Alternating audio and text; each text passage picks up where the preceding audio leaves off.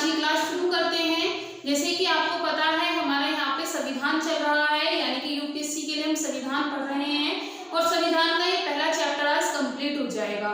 इसमें हमने क्या क्या पढ़ा, अंग्रेज किस तरीके से हमारे भारत में आए, उन्होंने किस तरीके से कब्जा किया, किस तरीके से बहुत सारे अधिनियम और एक्ट बने। इसके बाद अब हमारा ये लास्ट टॉपिक बच रहा है उद्देश्य, प्रस्ताव और संविधान का स्वरूप। तो हम इन्हें आज कंप्लीट कर लेंगे और जैसे कि सबसे पहले लिखा हुआ है यहाँ पे उद्देश्य प्रस्ताव। अब उद्देश्य प्रस्ताव क्या होता है हम उसे पढ़ लेते हैं। संविधान का निर्माण 13 दिसंबर 1946 को पीटी नेहरू के उद्देश्य प्रस्ताव से शुरू हुआ। यह संविधान बनना शुरू हुआ था, उसका ये पहला पड़ाव है कि नेहरू जी ने एक उद्देश्य प्रस्ताव दिया था, यानी कि उद्देश्य के नाम से एक प्रस्ताव दिया था जिससे हमारे संविधान की शुरुआत हुई थी। अब आपसे क्वेश्चन आ सकता है कि नेहरू जी ने किसको प्रस्ताव दिया, किस नाम से प्रस्ताव दिया, तो उद्देश्य के नाम से प्रस्ताव दिया था और वो कब दिया था, 13 दिसंबर 1946 को दिया था, जो आगे जाकर संविधान की प्रस्तावना बना। आपसे क्वेश्चन कर दिया जाए कि उद्देश्य प्रस्ताव क्या बना, तो उद्देश्य प्रस्ताव आगे जाके आपके संविधान की क्या बनी, प्रस्तावना बनी। अब इसमें हम देख लेते हैं, इसमें 8 अनुच्छेद थे। कितने अनुच्छेद थे, 8 अनुच्छेद थे। आप शुरू से पढ़े, ध्यान से पढ़ेंगे तो आपको कोई भी कंफ्यूजन नहीं आएगा और मेरी भी यही कोशिश है कि मैं आपको एक एक छोटे से छोटा पॉइंट क्लियर करा दूं। तो आप थोड़ा पेशेंस रखें, वीडियोस को लाइक, शेयर और सब्सक्राइब कराएं, अपनी क्लास को कंटिन्यू देखें। देखिए सबसे पहले था कि संविधान का निर्माण 13 दिसंबर 1946 को पीटी नेहरू के उद्देश्य प्रस्ताव से शुरू हुआ, जो जाकर आगे क्या बना, प्रस्तावना बना। आपको पता है संविधान में हमारा सबसे पहला जो पॉइंट आता है वो प्रस्तावना ही होता है। और इसमें कितने अनुच्छेद थे, तो उसमें 8 अनुच्छेद थे। अब उसके बाद आता है इसका प्रमुख उद्देश्य सामाजिक, आर्थिक, राजनीतिक, न्याय, स्वतंत्रता और जनजातियों की रक्षा करना था। आपके जो ये उद्देश्य प्रस्ताव था, इस उद्देश्य प्रस्ताव में क्या क्या लिखा हुआ था, तो इस उद्देश्य प्रस्ताव में इसमें सामाजिक कल्याण, आर्थिक कल्याण, राजनीतिक न्याय, स्वतंत्रता और जनजातियों की रक्षा के बारे में व्याख्या थी कि किस तरीके से इन्हें रक्षा की जाए, किस तरह से यहाँ पे नियम और कानून बनाए जाएं, यानी कि हम सबको एक समान अधिकार देना था। जब ब्रिटिश लोग हमारे यहाँ आए थे तो हमारे यहाँ पे बहुत ज्यादा पक्षपात होने लगा, जात पात होने लगा था, बहुत ज्यादा पक्षपात होने लगा था, ऊंच नीच, छुआछूत बहुत ज्यादा फैल चुका था। तो उन्हीं सबको खत्म करने के लिए नेहरू जी ने एक उद्देश्य प्रस्ताव दिया जिसमें इन सबका रक्षा की गई, इन सबका संरक्षण किया गया। अब इसके बाद आते हैं इसका प्रमुख उद्देश्य भारत का एक सह-प्रभु राज्य के रूप में बनाना था। इसका एक मेन मुद्दा था कि हम पूरे राष्ट्र को एक बनाएं, एक राज्य एक देश के नाम से इसको पहचाना जाए, जो विश्व शांति का कारण बना। देखिए हमारे जो नेहरू जी थे उनका उद्देश्य था कि हमारा जो देश है वो एक सह-प्रभु राज्य बने, जो आगे जाके विश्व शांति का रिकॉर्ड बनाए, विश्व शांति के कारण बन जाए। अब उसके बाद नेहरू के इस उद्देश्य को 22 जनवरी 1947 को स्वीकार कर लिया गया। ये कब लागू हुआ था, ये कब प्रस्ताव किया गया था, 13 दिसंबर 1946 को, और इसे स्वीकार कब कर लिया गया, 22 जनवरी 1947 को स्वीकार कर लिया गया, जिसने संविधान के स्वरूप में काफी मदद की। यानी कि हमें अपना संविधान कैसा बनाना है, किस हिसाब से बनाना है, इन सब में हमें बहुत ज्यादा मदद। अब आगे चलते हैं स्वतंत्रता अधिनियम द्वारा परिवर्तन। ये टॉपिक है, पहला टॉपिक था हमारा उद्देश्य प्रस्ताव, दूसरा टॉपिक है स्वतंत्रता अधिनियम द्वारा परिवर्तन। जो अधिनियम चल रहे थे उनसे हमारे देश में क्या परिवर्तन आए, किस तरीके से हमारे देश को एक नया रूप मिला, इसके द्वारा भारत एक सह-प्रभु निकाय देश बन गया। यानी कि हमारे यहाँ पे एकता आ गई थी, हमारे यहाँ पे एक राज्य एक देश वाली जो सोच थी, विचार था, वो आ गई थी। अपनी इच्छा से हम संविधान बना सकते थे और ब्रिटिश सरकार का अधिकार व कानून समाप्त हो गए थे। यानी कि जो अधिनियम था इसका बहुत अच्छा रिजल्ट आया कि सबसे पहला हमारा जो देश है वो एक राष्ट्र और एक देश के रूप में बन गया था। दूसरा, हमें अपना संविधान बनाने की आज़ादी मिल गई थी और तीसरा, यहाँ से ब्रिटिश सरकार पूरी तरह से जा चुकी थी, उनके नियम और उनके कानून हमारी तरफ से खत्म हो गए थे। फिर उसके बाद आता है संविधान सभा को 2 भागों में बांटा गया। जब हमें अपना संविधान बनाने की क्या मिली, इच्छाएं मिली, जब हमें अपना संविधान बनाने की आज़ादी मिली तो हमने अपने संविधान सभा को 2 भागों में बांट दिया। एक वो थी जो हमारे देश के लिए संविधान को बनाएगी और दूसरा भाग वो था जो हमारे देश में शांति को बनाए रखेगी। सभा को कितने भागों में बांटा? तो हमारी संविधान सभा को 2 भागों में बांटा। पहली वो जो हमारे देश के लिए संविधान बनाएगी और दूसरी वो जो हमारे देश के लिए शांति बनाए रखेगी या उनके लिए कानून बनाकर रखेगी। अब इसमें आता है उसके अध्यक्ष कौन थे? उसके अध्यक्ष थे राजेंद्र प्रसाद और उपाध्यक्ष थे जे.बी. महावलंकर। ये इंपॉर्टेंट है कि आपकी संविधान सभा के अध्यक्ष कौन थे, तो आपको पता होना चाहिए राजेंद्र प्रसाद उसके अध्यक्ष थे और उपाध्यक्ष उसके जे.बी. महावलंकर थे। अब ये आता है 24 नवंबर 1949 को 29 को दोनों सभाओं का काम पूरा हो गया, यानी कि हमारी जो सभा थी, जो संविधान की सभा थी, उसने 24 नवंबर 1949 तक अपना पूरा काम कंप्लीट कर दिया था। इसका मतलब है हमारा 24 नवंबर तक पूरा संविधान बनकर तैयार हो गया था, लागू नहीं हुआ था, सिर्फ बनकर तैयार हुआ था। हमारे जो कानून थे, नियम थे, हमारा देश आगे किस तरीके से चलेगा, उन सब के लिए एक प्रारूप तैयार हो गया था। कौन क्या काम करेगा, कितने समुदाय में काम होगा, उन सब की तैयारी हो चुकी थी। तो 24 नवंबर तक हमारा पूरा संविधान बनकर तैयार हो गया था। अब आज स्टूडेंट्स हम आगे की क्लास शुरू करते हैं। जैसे कि आज के हमारे लास्ट टॉपिक हैं, यानी कि हमारे संविधान का पहला चैप्टर कंप्लीट हो जाएगा, जिसमें पढ़ा कि ब्रिटिश लोग हमारे भारत में कैसे आए, उन्होंने किस तरीके से कब्जा किया, किस तरीके से हमारे देश को गुलाम बनाया और हमारे देशवासियों ने किस रगड़ के, विवाद करके, आंदोलन करके हमारे देश को एक आजाद देश बनाया। तो हमने ये सब आज पढ़ लिया है, ये हमारे लास्ट टॉपिक चल रहे हैं। नेक्स्ट चैप्टर पर चलेंगे। जैसे कि सबसे पहले लिखा हुआ है संविधान सभा की समितियां, यानी कि संविधान सभा को बनाने में कितनी समितियां बनी, कितने ग्रुप बने और उन ग्रुप का काम क्या क्या था। तो सबसे पहले हमारी जो संविधान की समितियां थी वो 8 बड़ी थी और अन्य छोटियां थी, यानी कि 8 तो बड़ी समिति थी जिन्होंने बहुत ज्यादा अच्छे से काम किया और छोटी छोटी भी बहुत सारी थी जो अनगिनत थी, किसी को एक काम दे दिया, किसी को 2 काम दे दिया। इसमें 8 बड़ी समितियां थी और अन्य छोटी समितियां थी। अब यहाँ पे मैंने समितियों के नाम लिखे हुए हैं, आप इन्हें एक बार पढ़ लें। सबसे पहले संघ शक्ति समिति पंडित नेहरू, यानी कि संघ समिति के अध्यक्ष कौन थे? पीटी नेहरू थे, यानी इनके नेतृत्व में ये काम हो रहा था। दूसरा है संघीय संविधान समिति, इसके भी अध्यक्ष पीटी नेहरू ही थे। प्रांतीय संविधान समिति, इसके सरदार वल्लभ भाई पटेल थे। आपने अगर बहुत अच्छे से नाम पढ़ लिए हैं तो आपको पता होगा सर पटेल का मतलब सर वल्लभ भाई पटेल है। प्रारूप समिति, जिन्होंने प्रारूप तैयार किया कि हमारा संविधान किस तरीके से बनेगा, वो थे डॉक्टर अंबेडकर। मौलिक अधिकारों की जो समिति थी वो भी सरदार वल्लभ भाई पटेल के पास ही थी। प्रक्रिया न्यायिक, यानी कि जो चीजें प्रक्रिया प्रोसेस में रहेंगी उनके लिए डॉक्टर राजेंद्र प्रसाद थे। राज्यों के लिए जो समितियां बनाएंगे वो पीटी नेहरू बनाएंगे। संचालन समिति डॉक्टर राजेंद्र प्रसाद। उन सारे प्रोग्रेस को जो सारी जो समितियां थी उनको जो कंट्रोल करेंगे वो राजेंद्र प्रसाद करेंगे। अब इसके बाद आता है संविधान के सभा के संवैधानिक सलाहकार वी.एन. राव थे। ये इंपॉर्टेंट है, इसको एक बार ध्यान से पढ़ लेना कि सभा के संवैधानिक सलाहकार कौन थे। संवैधानिक सलाहकार वी.एन. राव थे, जो संविधान का पहला प्रारूप तैयार किया था, जिन्होंने संविधान का पहला प्रारूप तैयार किया था। तो सभा के संवैधानिक सलाहकार कौन थे? वी.एन. राव थे, जिन्होंने संविधान का पहला प्रारूप तैयार किया था, जिसमें 243 अनुच्छेद और 13 अनुसूचियां थी। ये फिगर्स इंपॉर्टेंट है, बार बार ये बदलती रहती हैं, बदलती रहेंगी, आप आगे पढ़ेंगे तो आपको कुछ और मिलेगा। तो इसलिए थोड़ा सा ध्यान से पढ़ लेना कि हमारे जो संवैधानिक सलाहकार थे वो वी.एन. राव थे, जिन्होंने पहला प्रारूप तैयार किया। इसमें 243 अनुच्छेद और 13 अनुसूचियां थी।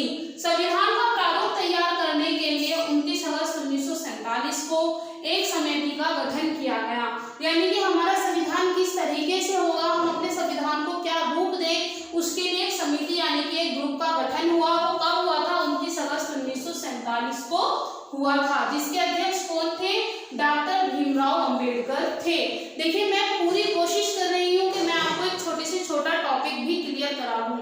आपको पेशेंस रखने हैं, मेहनत करनी है और उसके साथ साथ अपने चैनल को लाइक, शेयर और सब्सक्राइब भी करना है। संविधान का प्रारूप तैयार करने के लिए 29 अगस्त को एक ग्रुप बनाया गया, जिसकी अध्यक्षता कौन कर रहे थे?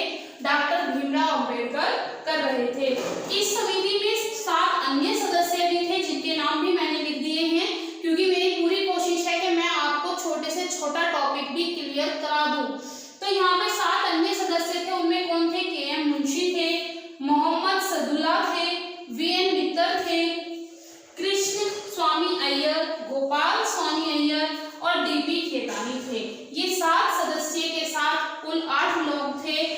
जिसकी अध्यक्षता सबसे बड़े अध्यक्ष कौन थे? डॉक्टर भीमराव अंबेडकर और 7 अन्य सदस्य थे। अब आपको इसमें एक होमवर्क मैं देती हूँ कि इन 7 सदस्यों में से 2 सदस्य चेंज हो गए थे, वो दैट से भी हो सकते हैं, रिटायरमेंट से भी हो सकते हैं। वो आपको कमेंट बॉक्स में लिखने हैं कि इन 7 में से कोई 2 सदस्य नए आए थे, वो कौन थे? क्योंकि आप होमवर्क में कुछ नया ढूंढेंगे तो आपको पुराना रिवीजन भी होगा, तो आपको अपने घर से भी मुझसे ज्यादा हार्डवर्क करना है, तो आप इसे होमवर्क में करके जरूर लाइएगा। 30 अगस्त 1947 को प्रारूप समिति की पहली बैठक हुई। देखिए 29 अगस्त को ये प्रारूप समिति बनी और 30 अगस्त को इसकी पहली बैठक हुई। इसके बाद संविधान के प्रारूप पर 114 दिन बहस चली।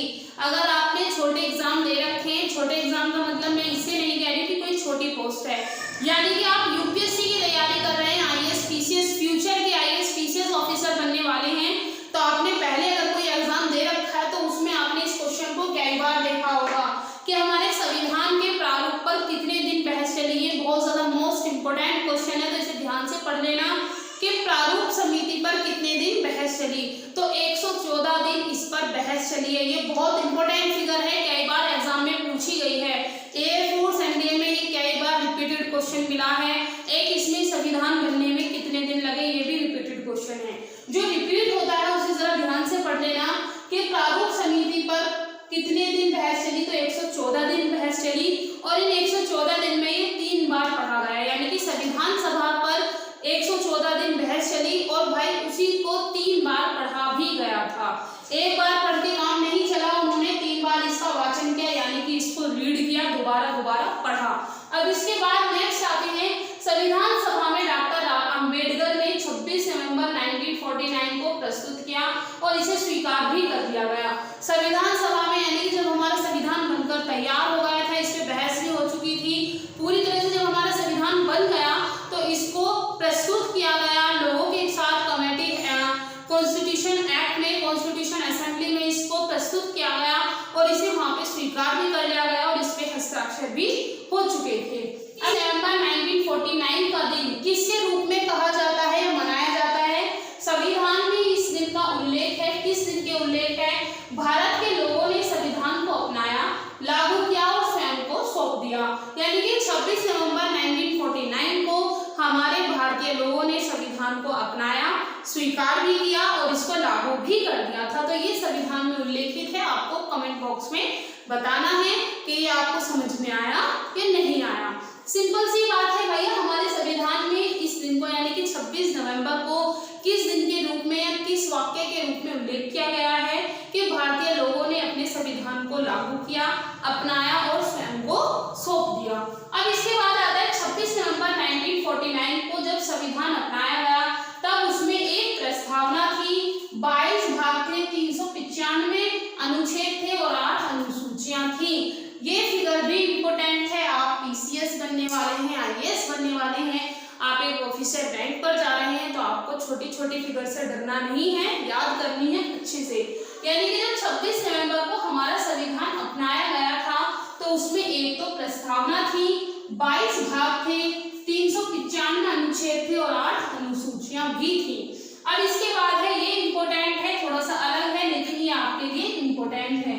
देखिए भारतीय संविधान के पिता या आधुनिक मैन के बारे में भी आप बात कर सकते हैं। भारतीय संविधान के पिता किसको कहा जाता है? आपको पता होगा, डॉक्टर भीमराव अंबेडकर को कहा जाता है और इन्हें आधुनिक मैन के नाम से भी जाना जाता है। डॉक्टर भीमराव अंबेडकर को 2 नामों से जाना जाता है, एक तो संविधान के पिता यानी कि फादर ऑफ कॉन्स्टिट्यूशन और दूसरे है आधुनिक मैन। अब इनका संविधान सभा में निर्वाचन मुंबई से हुआ था। अब ये आपके लिए क्यों इम्पोर्टेंट है? इसलिए इम्पोर्टेंट है क्योंकि पार्टीशन से पहले किसी कोड से अपनाए गए थे। तो संविधान सभा का निर्वाचन मुंबई से हुआ था। वे पहले बंगाल से थे लेकिन विभाजन के समय यह भाग पाकिस्तान में चला गया तो इन्हें मुंबई से चुना गया।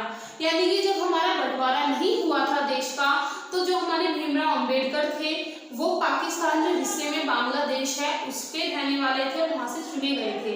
लेकिन पार्टीशन के बाद इन्हें मुंबई से चुना गया। क्यों? क्योंकि जहाँ के इससे ये चुने गए थे वो पार्टीशन होने के बाद, बंटवारे के बाद वो पाकिस्तान का हिस्सा बन चुका था तो इन्हें अपने देश के हिस्से से ही चुना जाना था। सिंपल सी बात ही समझ में आ गई भाई। अगर संविधान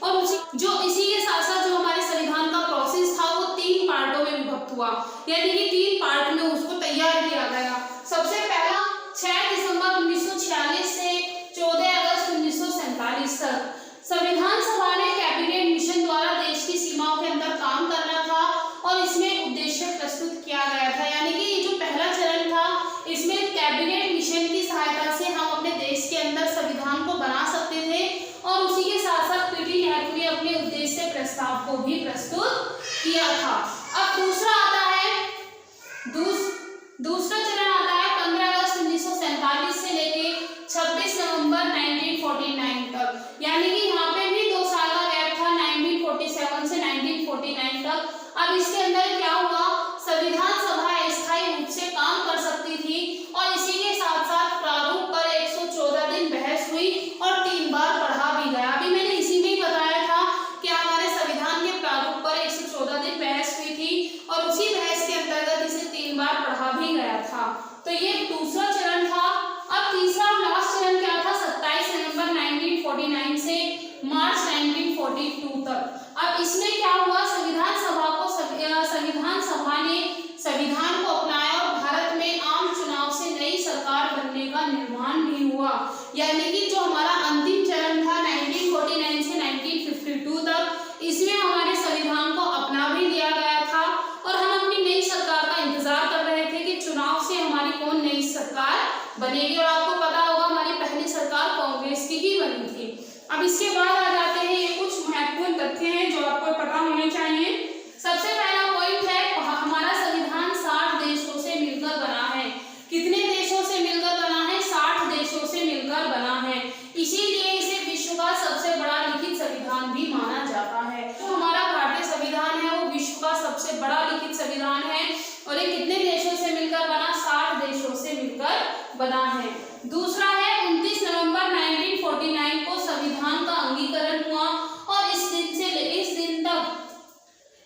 तक केवल 16 अनुच्छेद ही प्रभावी थे, यानी कि हमारा 29 नवंबर 1949 तक हमारा संविधान पूरा बन चुका था और उसमें कितने एक्टिव अनुच्छेद थे, 16 एक्टिव थे, यानी कि बाकी नहीं लागू थे, 16 लागू थे।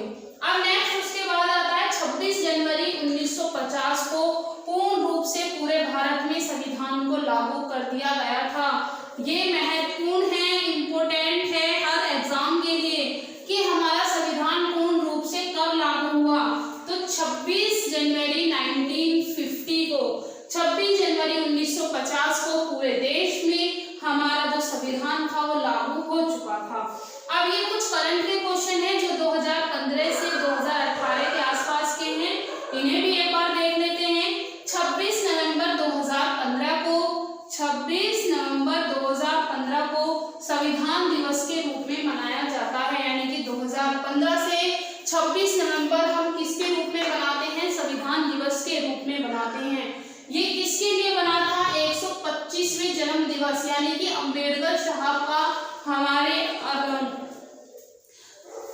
संविधान के पिता यानी कि आधुनिक मैन डॉक्टर भीमराव अंबेडकर की 125वीं जन्म दिवस था, यह जयंती थी जिस पर हमने इसे संविधान दिवस घोषित कर दिया था। अब दूसरा आता है 15 सितंबर 2015 को अंतर्राष्ट्रीय लोकतंत्र दिवस यानी कि इंटरनेशनल डेमोक्रेसी डे के रूप में मनाया जाता है। यह संयुक्त राष्ट्रीय महासभा 2017 में लागू हुआ था।